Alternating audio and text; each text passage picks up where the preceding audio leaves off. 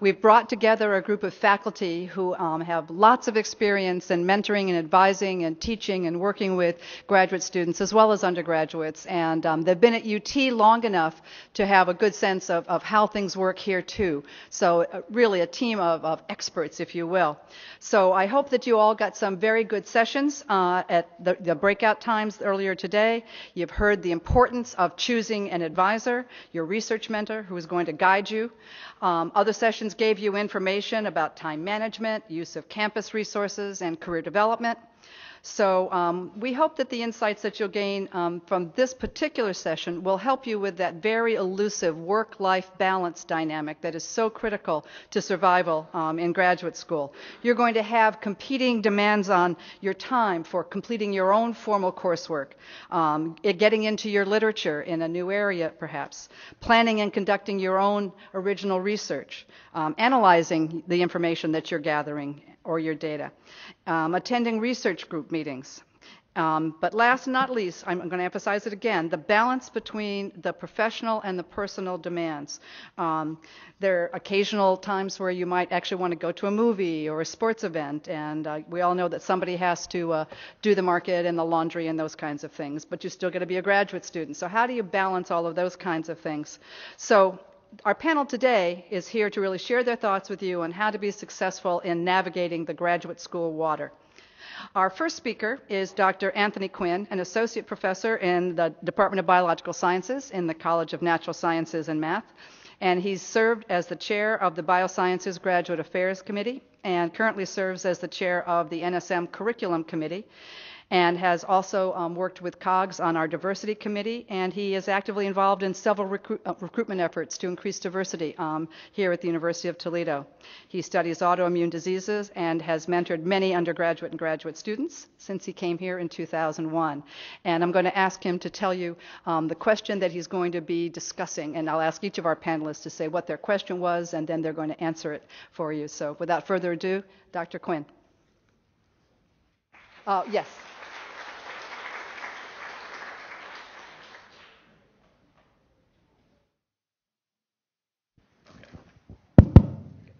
Thank you. So with all that talent, I don't know how to turn the microphone on.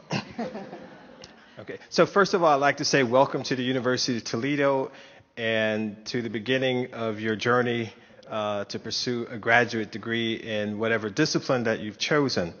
My question, the question that I'm to address is, what's the biggest challenge that I think faces new graduate students?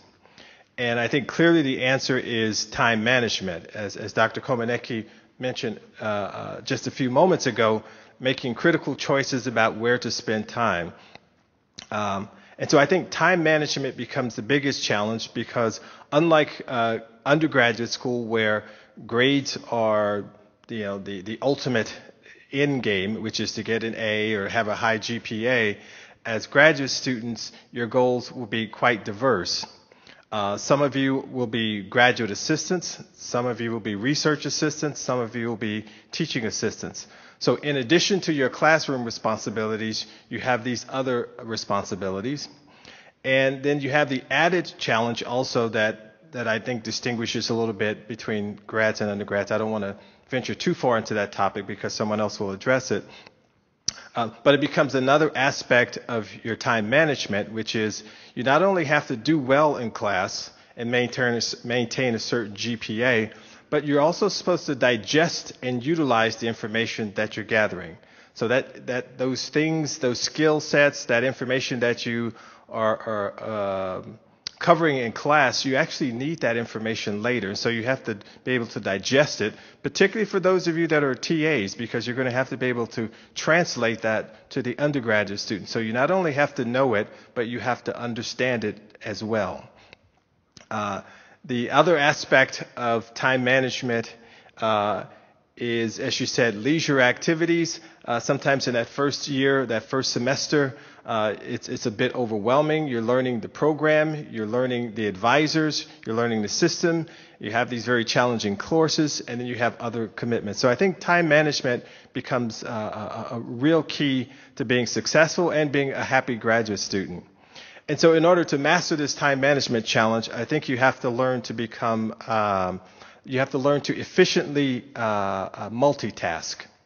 And again, one of the challenges to grad school is that everything is important. Everything is important.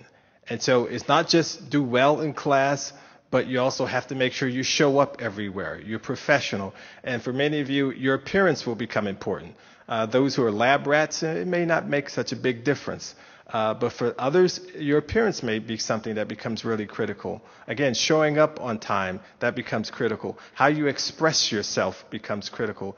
Everything is important to you as a graduate student. And my analogy is this: no one goes to graduate school to learn to be a follower.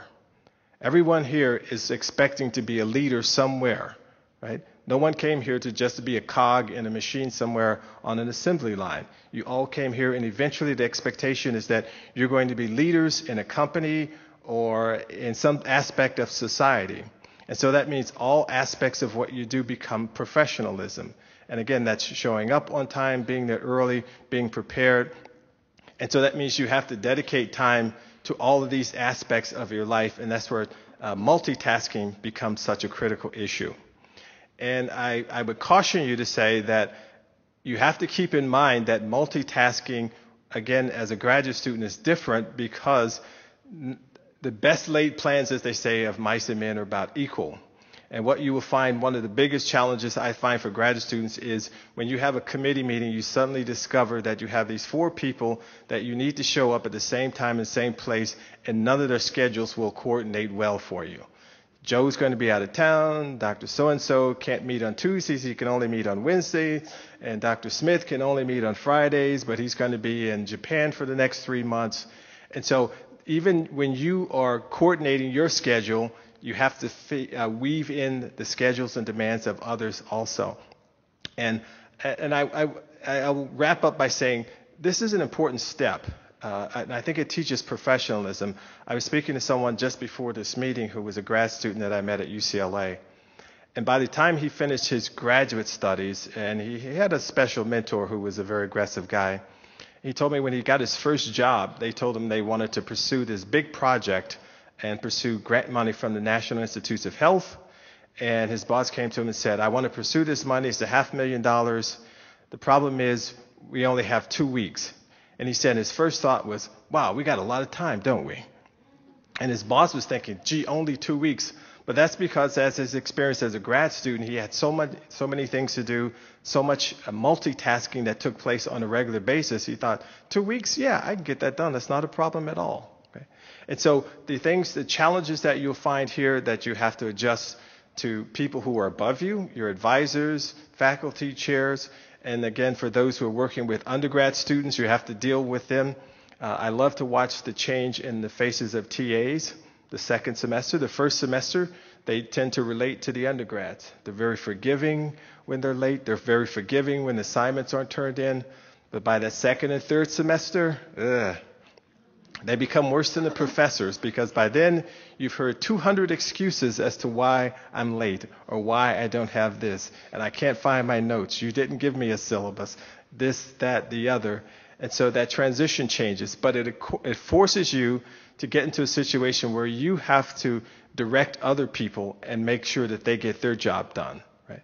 And so it's another skill that you'll be working on. And so time management becomes really important.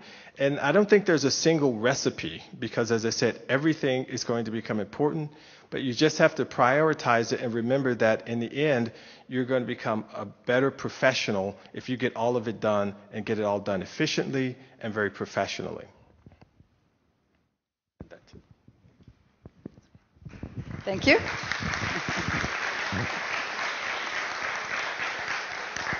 Our next panelist is Dr. Patricia Relue, Associate Professor of Bioengineering and Director of the Cellular Engineering Lab here in the College of Engineering. For the past 10 years, she has served as Director of the Bioengineering Graduate Programs and has also served as Chair of the Department of Bioengineering and Chair of Graduate Council.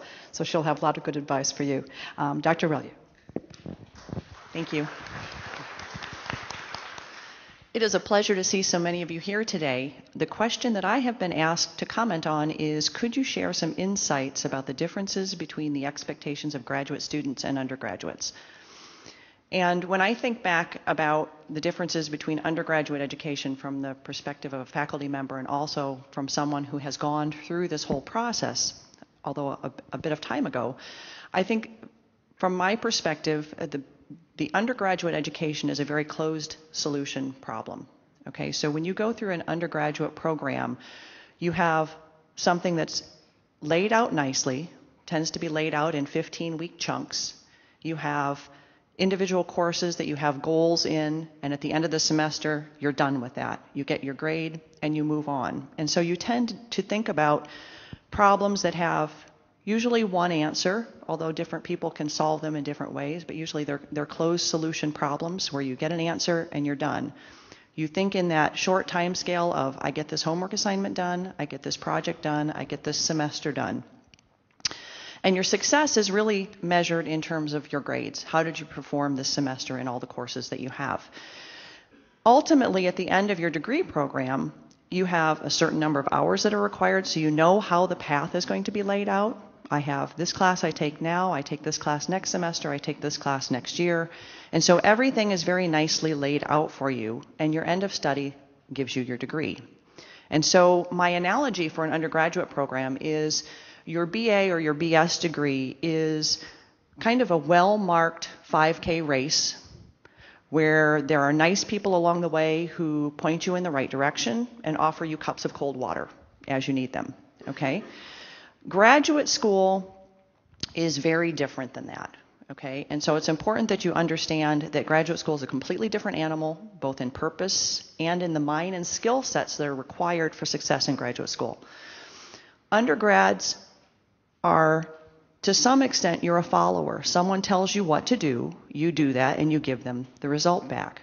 And as Dr. Quinn said, graduate students are expected to be the leaders. They're not expected to be the followers. So you're not necessarily given, here's a task to do, bring your results back to me. You're given something much more broad to work with, and you have to lay out the problem yourself, okay? And so now is the time for you to get comfortable with uncertainty. Okay, graduate school has a lot of uncertainty associated with it.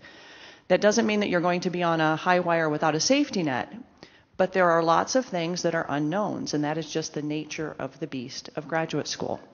So my analogy for graduate school is it is more of an off-road race, unmarked, trail race through rough terrain. It could be a 5K, it could be a 10K, it could be a marathon, and a lot of that depends upon your ability to avoid pitfalls, your maneuverability around obstacles, your ability to pick yourself up and dust yourself off when things don't work out the way that you expect them to, and staying focused on the objective.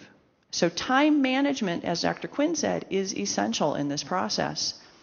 I have seen students go through graduate school who are very focused and are able to do this as though it is laid out and there is a beacon homing them to the goal. And there are other people who stop and deviate and get off the trail and forget the objective, and 3 years down the line, they really haven't made much progress toward the goal because they're so distracted. All right? And so it's very important that you stay on track and that you think about what the goal is and you concentrate on that goal, even though you don't know what the path is. So you have different skill sets that are at play now. You have a fully equipped toolbox, hopefully, from your undergraduate education, both in your knowledge base, in your time management skills, in your study skills, in your ability to track down information, both electronically and hopefully at the library. Hopefully you guys have all been to the place where the books are stored. I know that's getting to be a little obsolete, but it really is an important place. And that you also have persistence and self-discipline, because persistence and self-discipline are going to be two of the most important tools in your toolbox.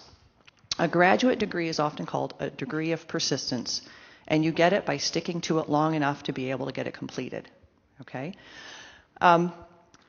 Some of the skills that are expected of you in graduate school is that you are self-motivated. And all of you in this room are self-motivated because you got yourselves up, you came here to get the information that you need today, and that you are also here in a graduate program, okay? So self-motivated people don't rely on external carrots and sticks. You don't need someone whacking you with a stick or dangling a carrot in front of you to get you to move. Okay? Your internal carrots and sticks are internal to you, and they are what motivate you. And that's very important at this point, because there aren't going to be people behind you with a stick or people dangling carrots in front of you to keep you moving on this path. Okay? The other thing that you need to be is self-directed. Your advisor is here as a mentor and as a guide, but your advisor has never taken this path that you are going to be taking. So every research project, every graduate degree is a different degree, is a different path. And so it's important that with the insights that your advisor gives you and with the help that you get from other people around you, that you are able to direct yourself and work yourself around some of the obstacles and some of the pitfalls. Use your own judgment, trust in your own skills, and trust in your own decisions so that you're always able to keep moving forward. You will not have someone who is micromanaging you or is cross-checking every calculation that you make. The expectation is that you are going to be doing that yourself. The other thing that I would suggest to you is that you always are honest with yourself and are self-critical of yourself. You have come out of an undergraduate degree program where you are going to be using some of those skills, or if you're moving into something completely different, you may need entirely different skills. You may have gone through your degree program and organic chemistry just really didn't work out very well for you, but now you're in a graduate chemistry program and you're going to need that information. You're going to be expected to go back and relearn that on your own. So sit back, think about what you have learned through your undergraduate program, and think about where your weaknesses are. Because it's important for you to recognize your own weaknesses if you're going to be able to do this successfully. Figure out where your weaknesses are in your knowledge base, where your weaknesses are in your habits. Do you tend to procrastinate when you have a really big task ahead of you? Do you tend to do your laundry when you really need to get your research paper done? You know, whatever it is that deviates you and gets you off track, start to recognize those things so that you can keep yourself moving through your process. You're also expected as a graduate student to be very proactive in acquiring information. Okay, you are expected to bring information back to your advisor, not to go to your advisor and always ask for information. Again, this is a path that hasn't been taken, and a lot of that information isn't known. You are the scout. You are the one who is out collecting all of this information. And one of the little sayings we used to rely on in graduate school was that a month in the lab will save you 30 minutes in the library. Okay, so take advantage of looking for the information ahead of time and take advantage of your time and value your time, because your time is the most valuable resource that you have. And lastly, I would just say that research is very open-ended. Many answers, many approaches.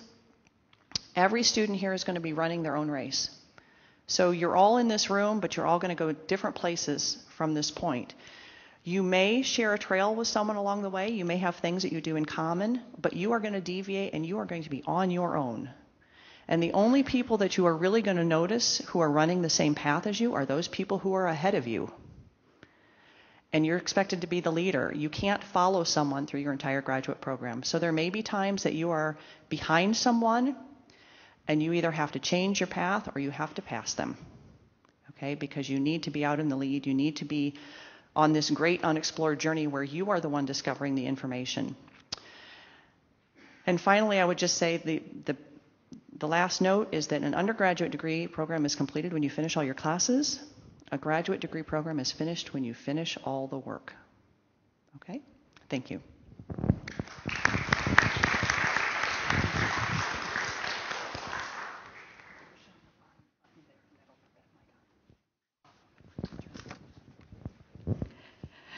Our third panelist is Dr. Rebecca Schneider, and she's an associate professor of science education in the Department of Curriculum Instruction in the Judith Herb College of Education.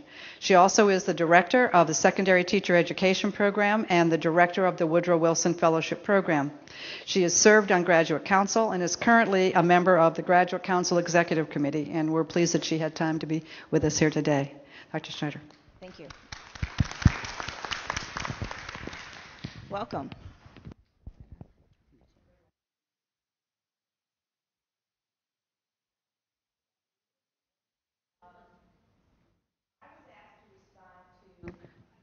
Yeah, I don't think it's working either. I was asked to respond to the question of what was the best advice you were given when you were in graduate school. And I'm going to talk about advice I was given from at least 3 different faculty in different ways, but it's really on the same topic, same advice. And that has to do with writing. And this is related to what we've already heard. You need to take leadership, you need to think differently, you need to be working on time management.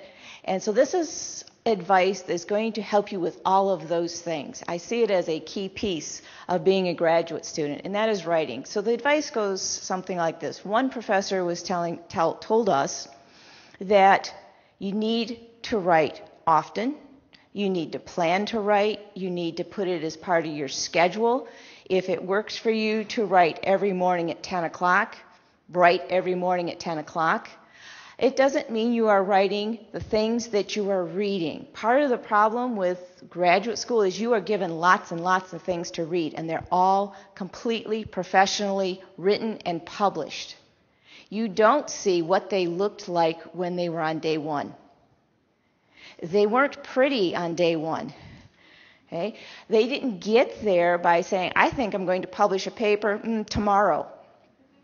I'm going to go home tonight and write the paper, and I'll send it in, and then that'll be the last time I ever see that paper again.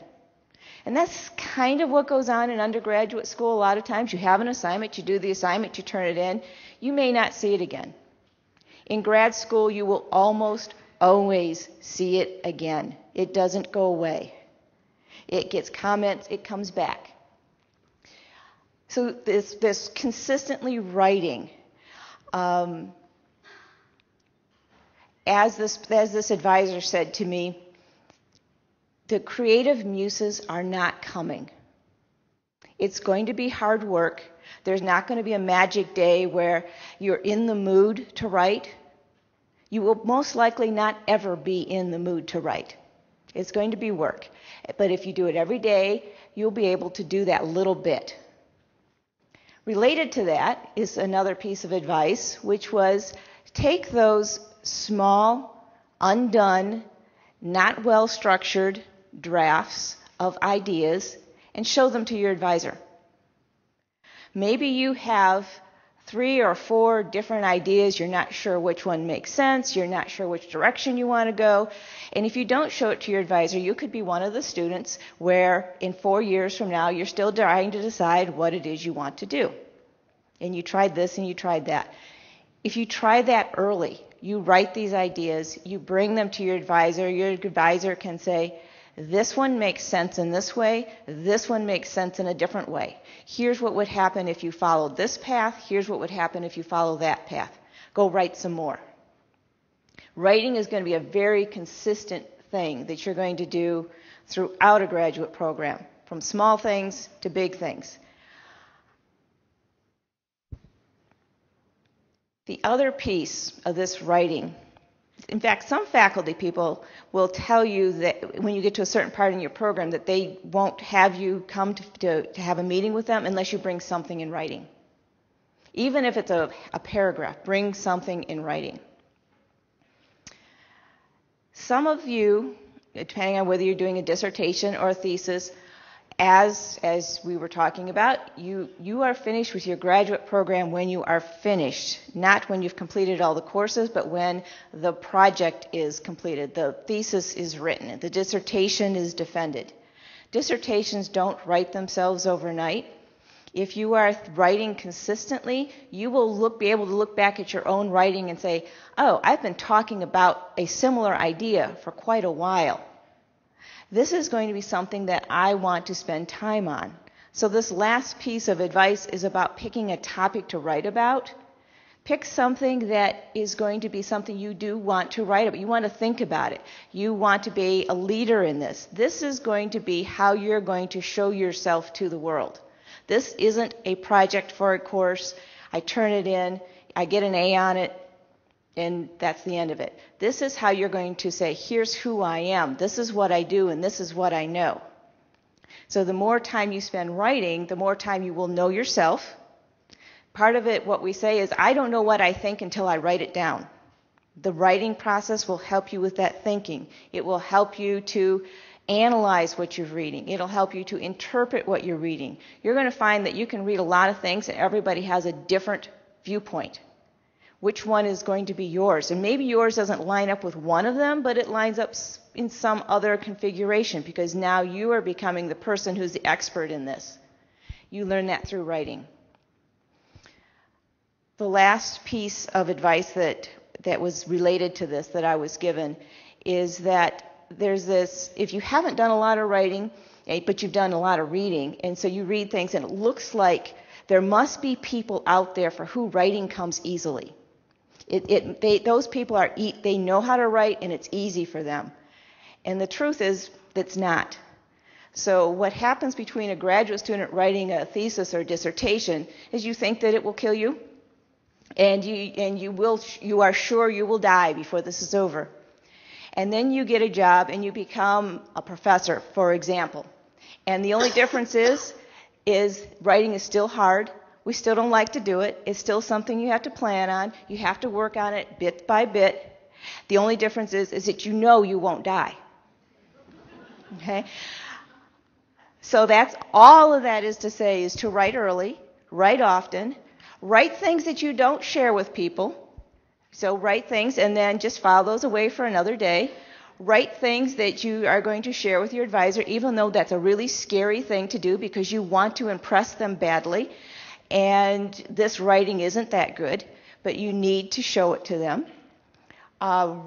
As you write, start thinking about what it is that I'm continually writing about that I'm interested in. Make that a focus of what it is you want to study in your program. Make that what becomes, this is who I am, this is what I know, and this is what I can write about. Thank you. I just have to share that my first doctoral student, we had 12 drafts of her dissertation, but that was a long time ago, and she's now vice president of an international pharmaceutical company, so I think it all paid off in the end. Our last speaker, certainly not least, but our last speaker on our panel today is Dr. Mike Dowd. He's an associate professor and chair in the Department of Economics in the College of Languages, Literature, and Social Sciences. And I'm going to guess he's been here at least 20 years. I've sort of lost track, but he has served almost continuously on the Graduate Council and has been chair numerous times and is a very active member in the Faculty Senate and the immediate past president of Faculty Senate, and loves working with graduate students. Dr. Dowd. Thank you, Patsy. The question Dr. Kolmanecki asked me to address is, what do you think is the key to success in graduate school? This is both the easiest and the hardest question to address. It's easy in the sense that my remarks today echo a lot of what was said earlier. That truly was excellent advice. The first thing is more mechanical. Key to success in graduate school, and I would be remiss if I didn't mention this. At every stage in your progress towards your degree, be aware of all your deadlines. With the graduate college, within your department, within your college. This could be exams in your classes. It could be when you're going to defend your dissertation. Always have these deadlines in mind. Now that's more mechanical. My real comments, or my more substantive comments, I hope, they deal with trust. First, you've got to trust your faculty. In your coursework, trust your faculty. They are the experts in your field. When you move on to writing, whether it's a project, a thesis, or dissertation, trust them. The discussion of writing, that was excellent. You've got to write. And it is not the issue where you write a paragraph and you go running to your mentor to show your mentor. You write, you develop the thought. And when it's developed to the point where you want your advisor to criticize, to comment, you bring it to your advisor. Trust that expertise. Because you don't want to spin off into right field on a topic that your advisor is going to say, I wish your time was better spent focusing on whatever. So there's a balance there. As you develop your work, you have to learn when it is appropriate to show your advisor. Is this, what are your thoughts on this? The issue of leadership and the difference between undergraduate and graduate, I can't reinforce that strong enough. You are expected to be a leader.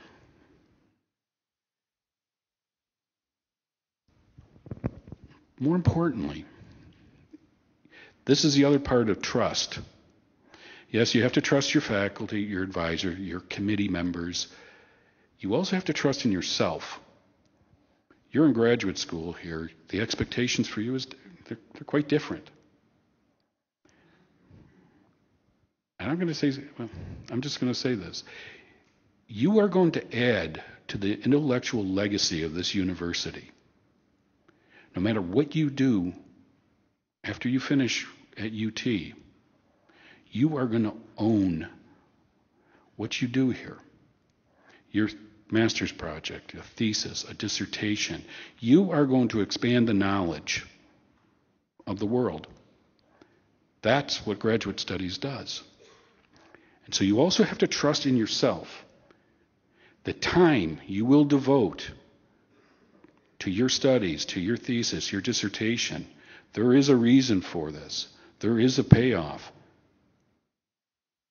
It is to yourself, to the readers of your research, and to the larger community.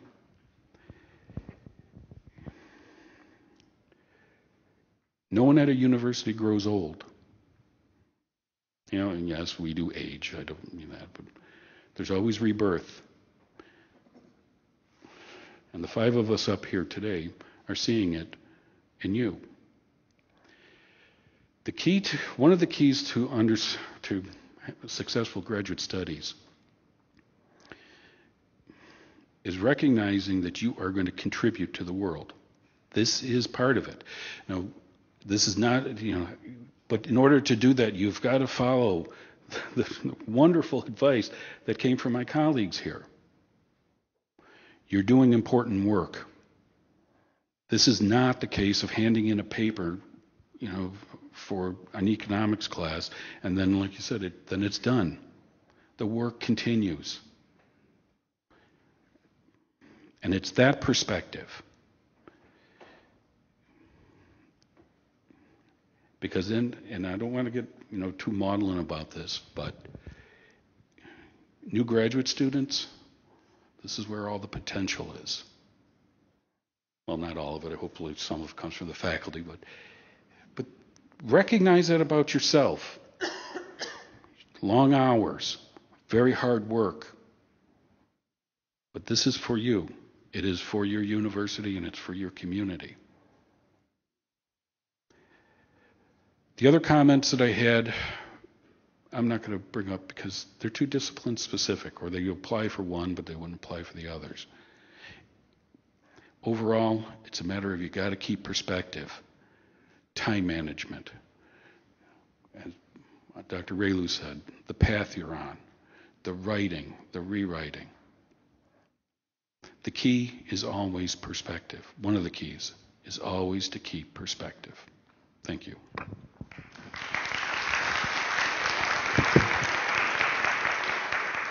Thank you all so very much for those insights. I think that there's time for 1 or 2 questions if somebody would like to ask.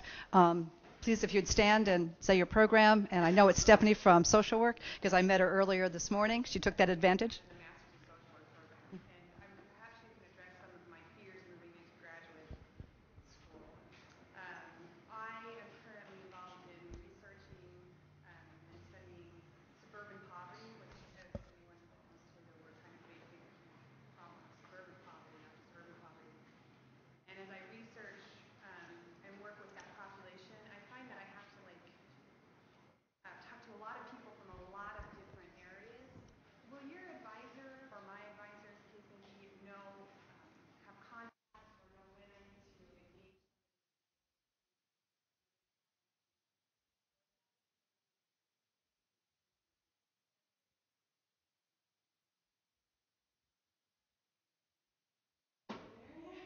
Could everybody hear the question?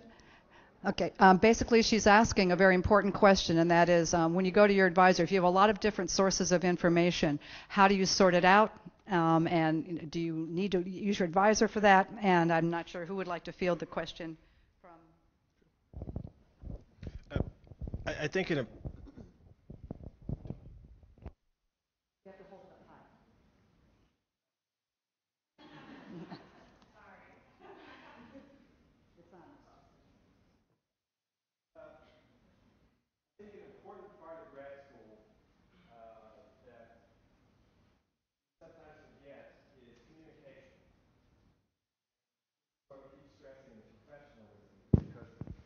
professional, you have to learn to communicate with people in your discipline, but outside your discipline as well. You have to be able to communicate with people who don't have a graduate's degree or even a bachelor's degree, but you also have to communicate with people who are experts in their field, who have a PhD or MD and 50 years of experience. And so communication has become a big issue, and if I could just take 30 seconds to say, I've been on a couple panels in Toledo here, and one of the things that's coming out as a concern in the business community is the inability of students to communicate these days. And beyond written, but oral communication has become a challenge, they say. They find that students that are coming out new from universities, they're not able to articulate their ideas verbally as well as they used to. And so everybody wants to blame it on text messaging and Facebook and things of that nature. I don't know, I haven't seen studies on it, but that is a concern that, yeah. So it's a concern that communication. And so someone said earlier that you are studying to be a leader, and that one of the ways you lead is by taking the initiative yourself and creating those contacts. But if you have confidence in your skills and your communication skills, it won't be an issue. Because we communicate with people outside of our disciplines all the time. I would like to add a little bit to that because you're from social work, which is next door to education, so it's a very similar field. Your advisor should have some contacts and will have a notion of where are the places to start.